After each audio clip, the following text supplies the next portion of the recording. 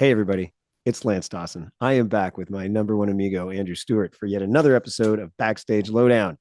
This week in the studio, one of the founding members of the prog rock band Strange Advance.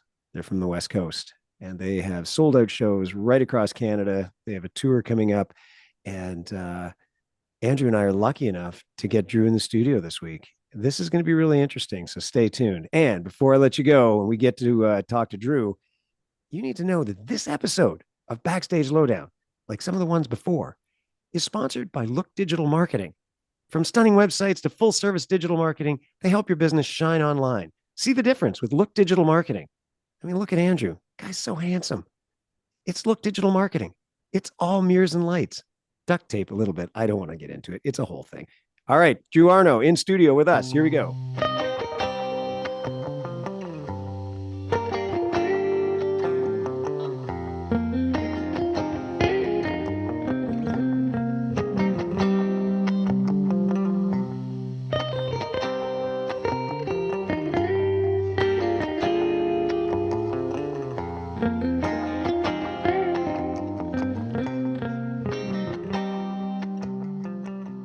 Thanks for joining us today, Drew. I appreciate it. We both appreciate it. It's awesome. So we were just talking about Strange Advance. You guys have been around since '82. This is pretty amazing, and started off with just three guys. Yes. It started off with two guys. It went two to guys. Three. It went back down to two. Yeah, and now up to. It was basically Darryl and myself. We were basically a songwriting partnership, right? That developed into a band. Oh, very cool. Very cool. Did you start off writing songs with Darryl, or were you both individual songwriters and then decided to collaborate? I didn't write at all.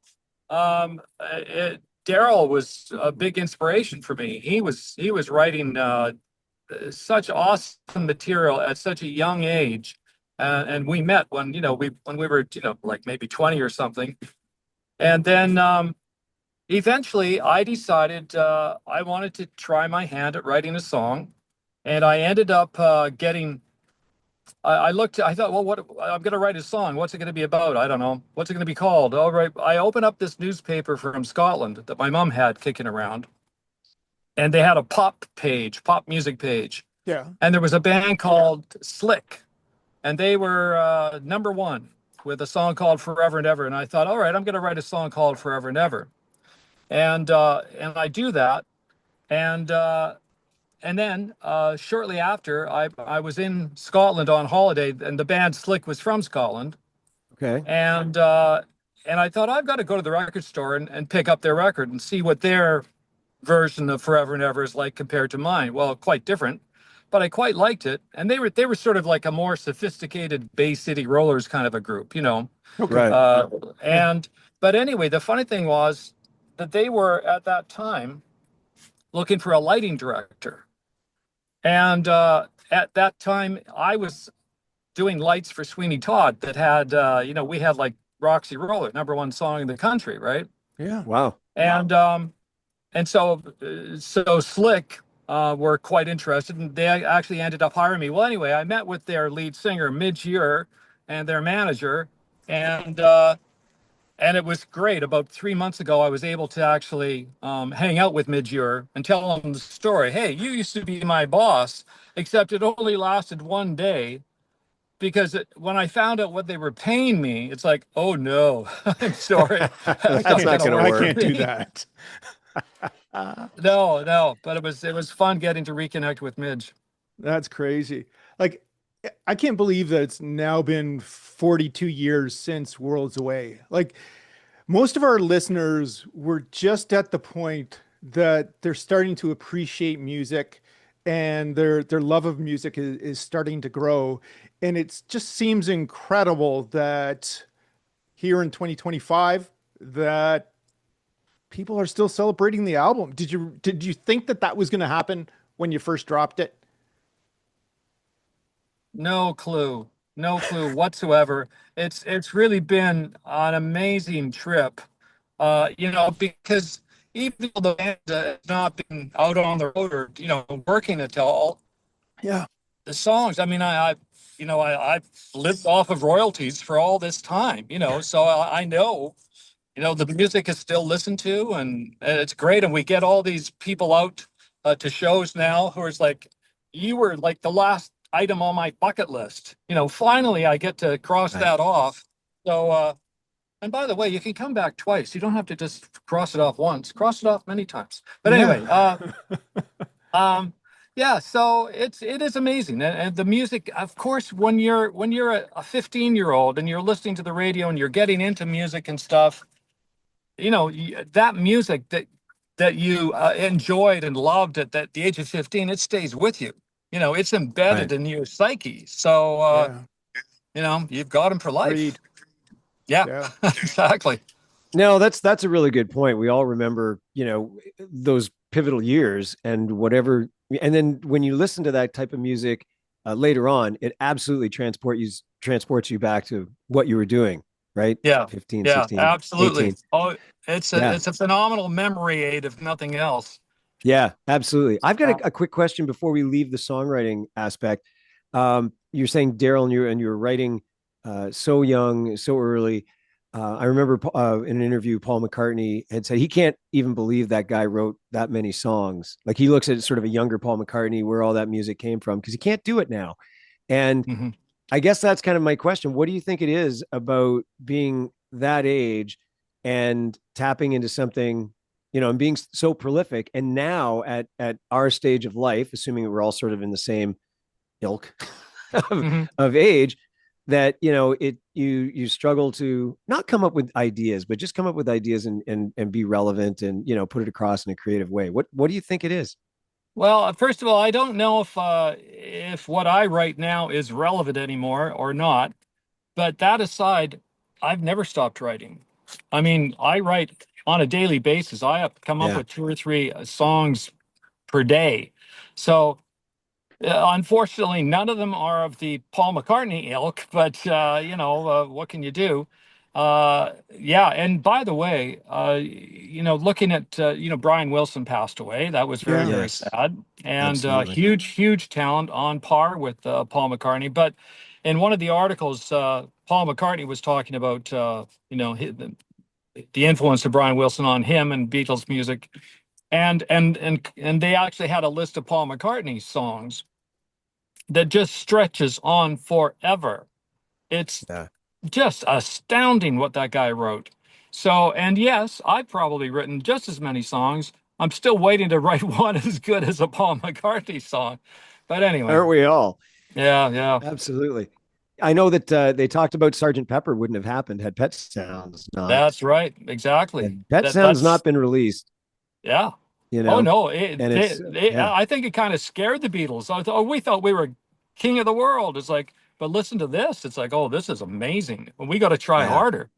Well, Yeah. and you know who else that affected? If you watched the documentary of Laurel Canyon, because there was that whole Oh yeah. scene going on in Laurel Canyon with the Eagles and Crosby, Stills, and Nash, that whole group. And they were saying like they looked at the Beach Boys as, just sort of a bunch of nerds because you look at like the tight white pants and the short Right. haircuts and kind of had written Right. them off. And then Pet Sounds comes out and it crushed them. They were all Oh like, yeah. holy cow, like we're doing our hippie rock thing over here. And what is that? Yeah. And that's like the Mozart of the US. So Yeah. And I feel very fortunate to have been alive during this yeah, time period, to have the Beatles, to have Led Zeppelin, to have David Bowie. It's like the list goes on and on. It's remarkable, really. yeah, yeah. Yeah. So you were saying about being able to live off some royalties off this one, successful album, and then that album helps other albums and stuff. How do you feel about like you came up at a really good time where people actually could still make money from or make a living or whatever you want to call it by selling the actual music, not depending on tours and or t-shirts. Yeah. Look at artists that are trying to make it today. What's your commentary on where we've gone? It seems like streaming Oh, has sort of decimated it all. oh yeah, it totally has. It's there's as many bad things as you can say about record labels. The fact is that back in the day, they would, well, for one thing, they would develop artists. It's like they would sign an artist with the intention, you're going to be popular. We're going to make you popular because, we love your music and we think other people will too. So we're going to put out a single. Oh, it doesn't do much. Well, that next single. All right. Well, neither single did well. Let's go to the next album. Let's start the next album. Maybe you'll break on album 2 or album 3 or whatever. Now, Right. if you get signed to a label and your first single tanks, bye, you're gone. Yeah. Right. And the music scene is so fractured and so splintered. And yes, you can find anything you want on Spotify practically, but do you have the 6 months it's going to take you to weed through the 10 million songs in order to find some new act or whatever? It's very hard, very hard. Yeah. Yeah. And the definition of tanking becomes very different too, right? Because in terms of like if album sales is the only metric they're looking at versus, well, how many times was this one song streamed? It makes it difficult to have an actual album as a project as opposed to, Yeah. releasing singles. Yeah, it's a difficult landscape to navigate nowadays. We see on the one hand, back in the day, there was a very high bar that had to be reached in order to get into an actual recording studio and make an Mhm. album and of course to have it actually distributed and whatever. And now, with technology, it's so simple to for some guy in his bedroom to make I mean, look at Billie Eilish, her and her Right. brother sitting in their bedroom, making phenomenal work. And so we have the capacity to do that, but unfortunately, everybody's doing it. and Yeah. and so now it's like there's I don't know what the number is, but every day on Spotify there's like they add 15,000 songs or something, whatever the number is. It's just Right. insane. Yeah. Yeah, DistroKid is one of the distributors for music, and that's even low. I think it's more like 60,000 across the thing of songs. So, and I've addressed that before because you're absolutely right. For every Billie Eilish, there is, and it's a generational thing too. Andrew and I've talked about this before on the podcast. Is that I applaud the fact that things have become cheaper, and so kids can create and learn about music and do all that stuff at home. But no one has given them a filter. Like yourself, I'll write a whole bunch of songs. I don't record all of them because some of them are crap. You have to write Yeah. that stuff to get to the one that is Yeah. worth hearing. Oh yeah. And no one has taught these kids any filter of saying, okay, you don't have to upload everything you write. And it congests the system for something that, hey, Strange Advance has a new single out, Yeah. but you can't get to it because it's Oh yeah. buried and Oh no, something that one of the problems today in the music scene, especially for young people, is they're not working with producers. They're self-producing. Mhm. And right. oh, very good. You're talented enough to, get the tracks laid down for everything. But buddy, you need a producer. You need someone to step in and say, this is not a good song. I'm sending you back to the Right. workshop. Come back when you write a good chorus for it. And Yeah. it's like, but if you can do it by yourself, and of course, producers cost money. So I understand the reasoning, but it doesn't make for, phenomenal material, in my opinion. No, I agree. And having a fresh set of ears on any song is only going to make it better.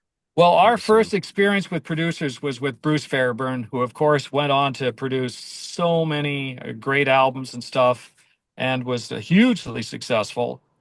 And that was his thing. He would sit down with Aerosmith and say, "No, you're not ready to make a record.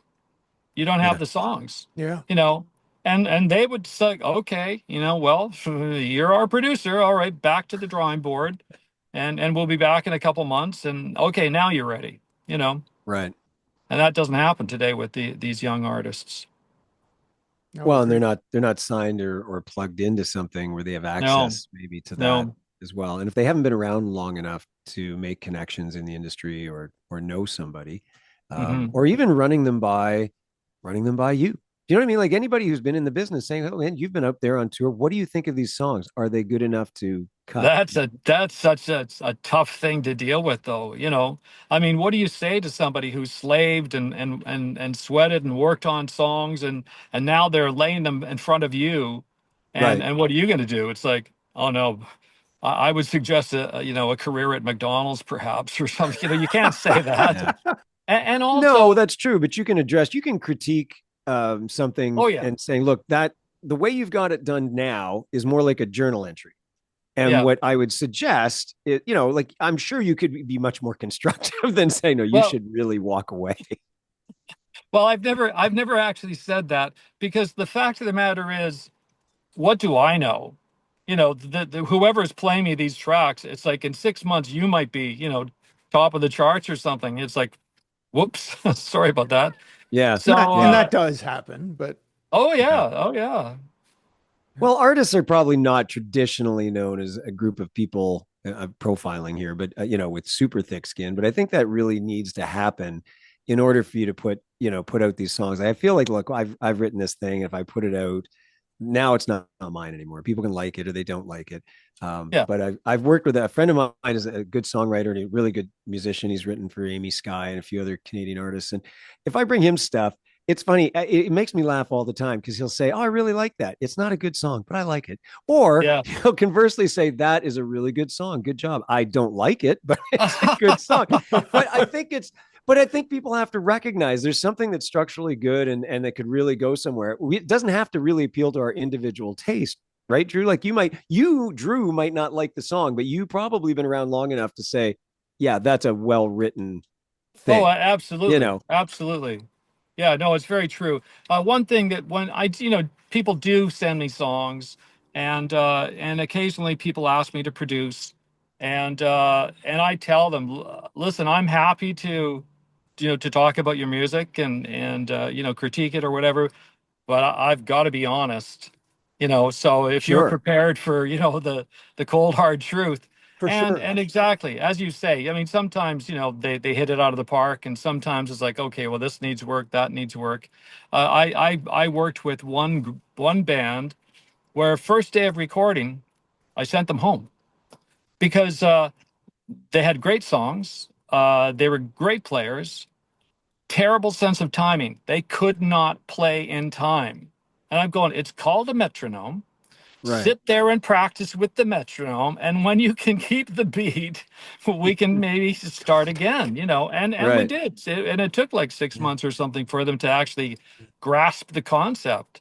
Or But fire anyway, your drummer. I guess the drummer gets well, fired. I don't know. no, they didn't even have a drummer. Oh, there I, you go. That's what they That needed. that explains that. yeah, yeah.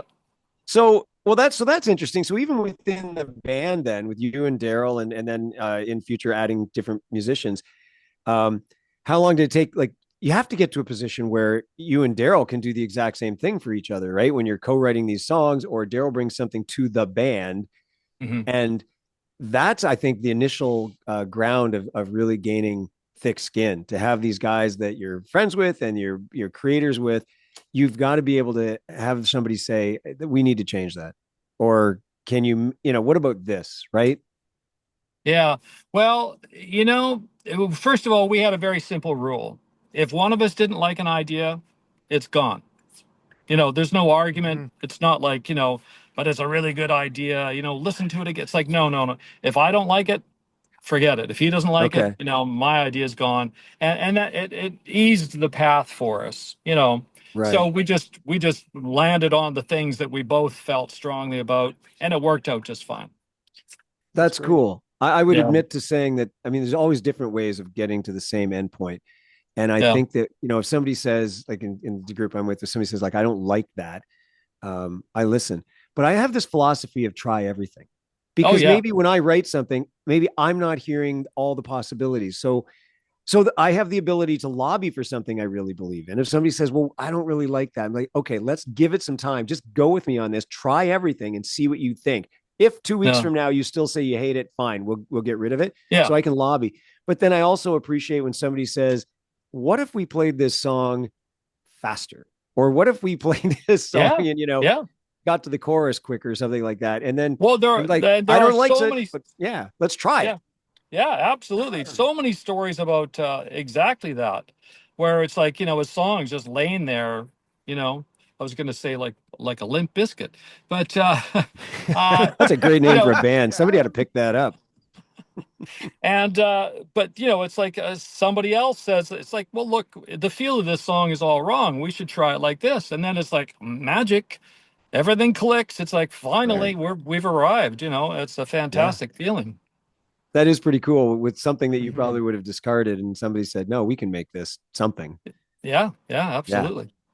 So Yeah. Andrew and I were also talking about you guys are about, you're launching this big tour and sold out sites across Canada. How are you excited about that? It's so much fun. It's so much more fun than it was in the 80s. Because in the 80s, Interesting. I was just too scattered and we didn't have management for different periods of time. So it fell upon me to make all sorts of bad management decisions. I didn't have to pay anybody though. That was Yeah. good. There you go. You got your money's worth. Yeah, exactly. And so yeah, it's like it's so much more fun now. It's like I have time to stop, you know, uh, meeting the fans. You didn't do that in the 80s. Yeah. You Oh, were up okay. on stage, you were the band, and they were the the minions or whatever. Right. And now it's like we're all friends. That's wicked. I've Yeah. met so many people, that oh, you've listened to our music for 40 years. It's like, oh, that's amazing. And you hear the stories and how the music has impacted them. And it validates and it justifies, all the hard Yeah. work and the pain and the grief you go through. So in the end, it's an amazing experience these days. Has the way that you now listen to and play your music, have you found that it's changed from the early days that maybe there's a new meaning to it than on the day that you wrote it? Does that lead to some of the excitement that you're now having on stage? Yeah, that's an interesting point. Something that the songs the meaning of the songs for me has changed over the years. I mean, I listen to my own songs. It's like, what was I talking about? And now it's like, oh, I get it now. It's like I understand. Where the root of Yeah. the idea came from, and the essence of the feeling behind it and stuff. And sometimes it's just like it just comes out. It just sort of falls out of you. And sometimes, of course, you have to work hard. But at the end of the day, it's like, what's it about? And I say, like, everybody's got an equal ability to decide, for themselves, what a song is about. Everyone takes their own meaning from songs. Yeah. And that's another thing. I get asked all the time, what's this song about? It's like, do you really want to know?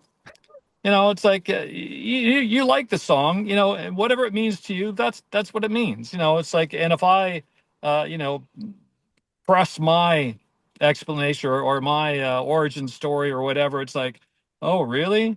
Oh, that's not what I was thinking at all. It's like, I don't want to ruin anyone's, you No. know, yeah.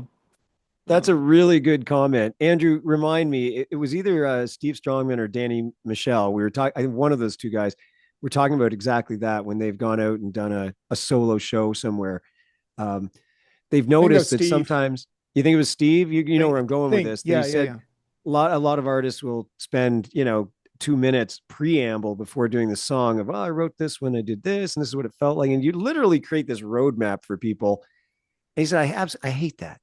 I Mhm. can't stand it. Just play the song and let them figure out what it means to them and the Oh yeah. applications of their life, which is what I think, to a greater point, is what Drew's saying. And so, yeah, I don't think you create a roadmap for people, right? No, no, no. Everyone takes what they want, and that's totally valid. Yeah. Yeah, Now back I in agree. the early days, much music, much music was a thing, and you were no longer just behind a mic. You were out there on a screen. How much Pretending to did be good looking, well, a good looking actor in a video. It's like, well, exactly. That's oh that's what I was God. wondering. Like how did your visual identity, like how important was it to the band at that point? How much focus went in? Wasn't it measured in spandex? I think that was, I Zero. think it was Zero. measured in Zero. the It's all metric is about the amount of spandex, I think. it's all so No, just about the something music. we could have used spandex and makeup or whatever, but no, we we were au natural, and we were not into the video, especially because it's like, oh, so you want us to compete with Duran Duran? Seriously? You know, it's us frolicking on our rowboat while they're in the Caribbean on their yacht. It's like, no, no. And that's the other thing, you know, videos, obviously I love film and I love the visual aspect of things, but it's budget. You know, how much money can you spend on this thing? It's like, can we do this? Can we do this shoot? Can we do this location? No, you can't. You got to shoot in your backyard. And that can also be good too, you know, to have creative limitations or whatever, you know, milk it, get as much out of it as you can. But and Darryl and I just didn't really have any interest in it, to be honest. Yeah. Just for our listeners, since Drew used both the word frolicking and au naturel, I don't think, to the best of my recollection, they ever performed naked. I don't think Strange Advance had naked videos. In our minds, if I'm wrong. We He did say au naturel, and then he used the word frolicking. I think we need some clarification, ladies and gentlemen. Well, I don't like to scare your audience or anything, but I'm not sure if you're aware. I am totally naked underneath these clothes. Fantastic. That is a special surprise for tomorrow night at the Phoenix. Yeah. I'm always begging Andrew, who's a really good photographer. It's like, can you just hit us with a filter? Like, why do we have to look like we really do? What is wrong with you? There's only so much I can do, my friend. I don't know. I'm enjoying the Uber ambiance here. I'm doing all my interviews in Uber from now on. Did you just kick the driver out? Like, I don't think the car's not moving. You say, look, man, I got to do an interview. Get the hell out of this car.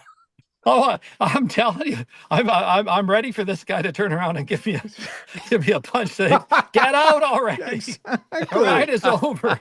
Oh, man. Or maybe even worse, who are those two clowns you're talking to? My God. Well, listen, you might as well say hi to Big Stu. Hi, guys. Hey, buddy. There you go. I apologize for Andrew. It's all his fault. Yes. It's all Andrew's fault. That's hilarious. So listen, let's keep going back a little bit. Do you remember the first time that you felt that a song really connected with your audience? And, you know, what were you feeling like at that point? I would say that Worlds Away is the first song that, you know, it sort of had an impact on the people I was around.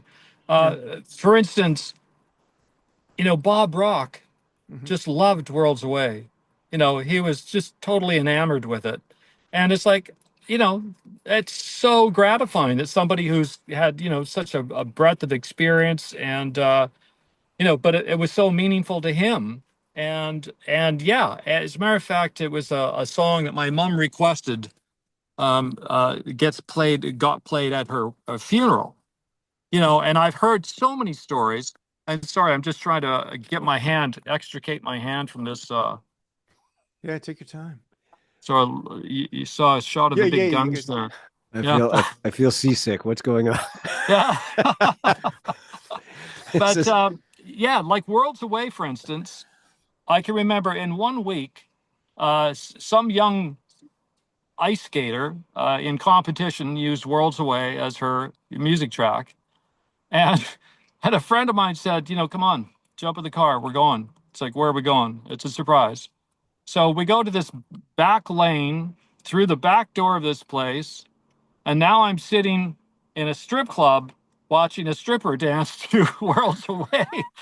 It's like, nice. That's very interesting.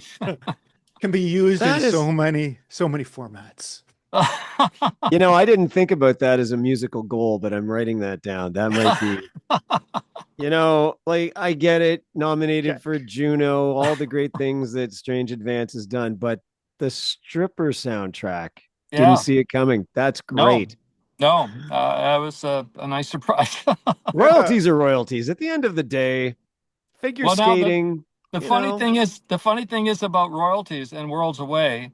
Worlds Away, when it came out, well, first of all, the album came out and the single came out, She Controls Me, which was popular. It did well. But DJs started to play Worlds Away. And the record company said, well, hold it. You know, we should do like a radio edit because that song's over 7 minutes, you know. So we go back in the studio, we do an edit, get it down to 5 minutes, and DJs wouldn't play it. They just kept playing the original 7-minute song. And the cool thing about that was that on radio, you get paid every time a song gets played. But if it goes over a certain time period, you get paid again. So the Worlds Away, I got paid twice every time that song was played on the radio. By the way, Right. would you mind playing that a couple times for me? Yeah, Yeah, not a problem. get that on. Not a problem. So yeah, that was crazy. Yeah, so it was it got a lot of play, and I mean it's the reason we got signed to Capitol Records in Los Angeles. The president of the company was a big fan of Worlds Away. He sent a really nice personal letter to all the agents in the field and stuff. You got to check this out. When you've got time, and this is like a new Knights in White Satin or something, and all this kind of thing. So it was a cool time. That's awesome. Now, are there And any of those songs that made it onto the album that almost didn't make it? Well, the only reason a song might not make it on an album is because we just got way too many songs. Yeah. And we were not ready for like the double album or triple album or whatever. It's like Sure. So we would just, well, these are the songs we feel strongest about, and but not to say that the other songs weren't, equally valid or whatever, but and also, then, the record company gets involved. It's like, well, these are the songs we want. I can remember, first of all, Dean Cameron was the president of Capitol Records Canada, Right. and he was our champion. And I love the guy. I'm just prefacing this story with that so that you understand. It's not I'm not saying anything negative about him. But one day he walks into the studio and we're working on a song called Home of the Brave on the second album. And he says, I wouldn't spend any more time on this song, and it's not really happening. And it's like, oh, well, I don't like to disagree, but as soon as he left, we just kept working on the song, Right. But it was so much fun because 6 months later or whatever, the record comes out, I hear Dean telling people about the album. Oh, you got to hear Home of the Brave, man. What a track. It's fantastic. It's like, yeah, Dean. No, thanks to you. Kind of axed the song altogether. Yeah. I think that's what it takes, though, right? You got to believe in your songs. Exactly. Right? Exactly. Otherwise, what's the point? Yeah. I mean, at the end of the day, you write them for you. You hope other people like them, but I'd hate to have a song on an album that you're now going to get stuck singing for years and years, and you didn't like or believe in. That would be awful. And fortunately, there are no Strange Advance songs that that I wouldn't want to play. Right. So our whole catalog is open to us, and we're happy to to dive into the deep end and grab a cut that hasn't been played for a while. And so yeah, I'm very fortunate that way, because I do hear of bands who are like, oh God, don't make us play that song again. So. But hey, I remember Simple Minds. They did not like, Don't You Forget About Me. That was not their favorite song to play. And and it's only now, I think, in over time, where it's like they realize, hey, without that song, we would have been dead in the water. So it funded built a lot whole of career. I've heard that before. Yeah. Really? I'm seeing them next week. I'll have a talk with those guys. Say what's have up. A chat. Have a chat. That's right. I mean, sure, I'm here to see Modern English, but I'm going to take some time to talk about Simple Minds. Oh, they're a great band. You're going to love it. They are a great band. Who knows? I just hope it doesn't rain. that's the age that we are now. You go to see great bands. I just hope it doesn't rain. I just want to have a nice experience. Yeah, exactly. So to a flip around of Andrew's question, I guess, then, because there's probably cuts of songs that didn't make the albums for whatever reason. Do you ever go back and revisit some of those and you're like, you know what, this has got legs? We could probably, like a new Strange Advance album could be made up of the old cuts. Well, I definitely dragged a few from the 80s into Strange Advance 4, which is a CD we released a couple of years ago. Mm-hmm. And basically it's just, we sell it at shows and stuff. And people ask about, so when are you releasing? It's like, you know, I don't anticipate Strange Advance ever ending up on the new radio charts anytime soon. That's just not going to happen. But we're in good company because, I don't believe the Rolling Stones are ever going to be charted again either. Yeah. So it's basically for, the diehard fans. It's like, look, I loved what you did before. I would really enjoy hearing what you're up to now. And so, I'll always do that. I'll always, have music available to people on a smaller level, but I'm not into trying to find a label deal, distribution, or Yeah. anything like that. It's like, Yeah. doesn't really mean anything to me anymore. Saying you're still writing though. Maybe All the time. maybe there's another chapter still on the horizon for you guys. Yeah, there could be. I've definitely have songs in different sort of genres that if I found the right young artist to work with, that might be an avenue for the material. So I'll see what happens. Yeah. Or Nice. maybe a movie or something picks up Worlds Away, and the next thing you know, Strange Advance has opened up, like, just a whole new audience gets. Oh wow. Well, there's a producer in Hollywood that's used us in a couple of TV shows, and he's partners with J.J. Abrams. So I've been waiting for years for the call from Spielberg, but that hasn't happened. So maybe this will work out. I don't know.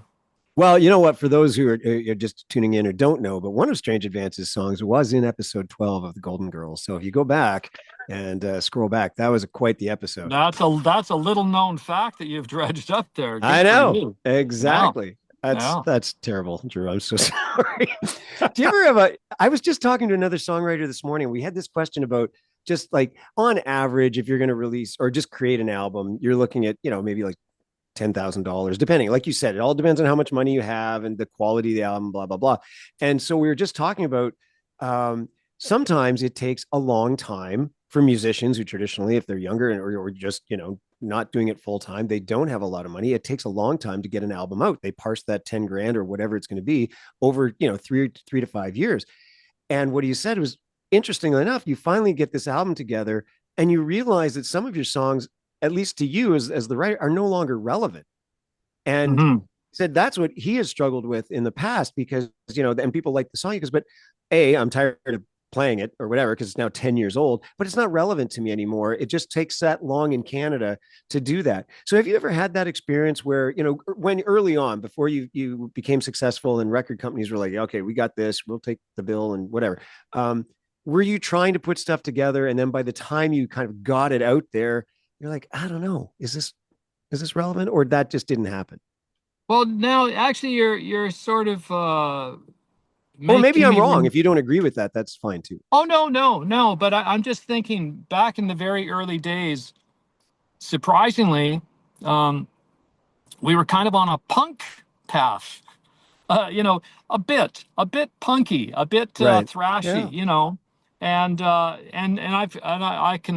I can remember 2 or 3 songs from that time period that, if we had decided like, oh, that's the way for us. So but then when Worlds Away and different songs like that came about, it's like clearly this punk thing has no bearing on this sound.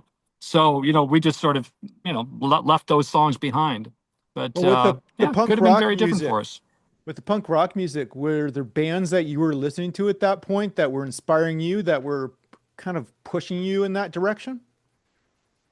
Well, I guess again, it was all the UK music scene. That's what we were listening to, and it's like, it's not like I'm not talking about hardcore American punk necessarily.